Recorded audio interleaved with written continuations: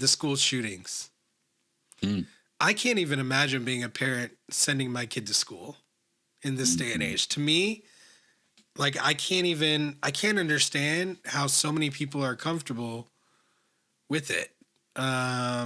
Knowing I get the statistics and like and whatnot, but like it's just crazy to me with the number of kids who have been killed, that anyone would feel comfortable sending their kids to school, but everyone does it.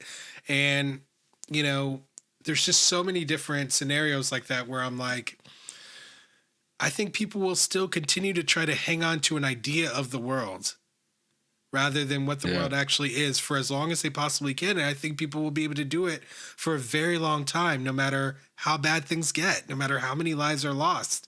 1 million people dropped dead from COVID and we just shrugged it off. I think that we're going to see a lot more violence and death before people are ready to actually fight for their values and the world that they want to see. So, I don't think it'll be in my lifetime. I'm going to be fighting for it now and for as long as possible. But just like the flotilla, going over to Gaza to try to bring food and supplies, they've been working on that for, 20 years or whatever, 18, 20 years. Yeah.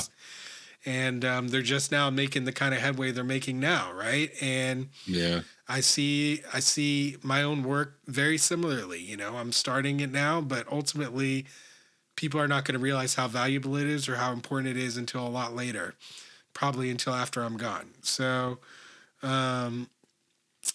all that to say, I appreciate you being a part of my work today, brother, and for sharing in this conversation with me, sharing your ideas and perspective. I learned a lot from you about, Latinos and their perspectives and their, the way that they view race and the way that your experience has been colored by your background. So I really appreciate you sharing all that with me, man, and for taking the time to have this conversation with me today. Man, I really appreciate you having me on because, this is what needs to happen, right? We need to have more conversations like this, across the board. And people need to just understand before just outright bashing people. So, no, this was really good. I think that there's a lot more discussion to be had, obviously. And, like you said, we may not see the change in our lifetime, but we can push as far as we can until the next generation picks up where we left off. That's what we were supposed to do after Malcolm, after MLK, after all the legends, who got us to a certain point. I wish the country would have focused more on picking up where they left off instead of thinking, because for a lot of white people after the Civil Rights Act, they just thought racism was going to end. But yeah, I mean, we can only take it so far, right? I mean, Mandela did his part and it was up to the next generation to take it from there. And that's where we are today, Yeah, Infinity War, brother. And right. let's continue on, and I'm glad to have you by my side in this. And I appreciate that. I'll be out there in those Substack streets with you, trying to do my part.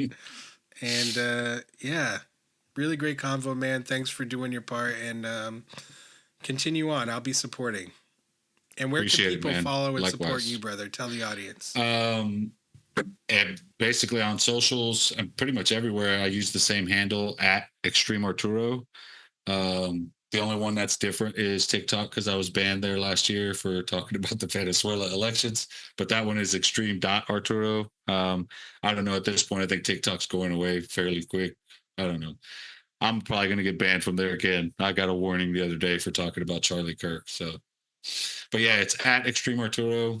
Pretty much everywhere. Thanks, the antagonistmag.com, Substack, I'm everywhere. Thanks for watching. For access to the full-length conversation and all of the 2-hour-long, unedited conversations that I've had on race, click the support link in the description below. Thanks for your support, and see you next time.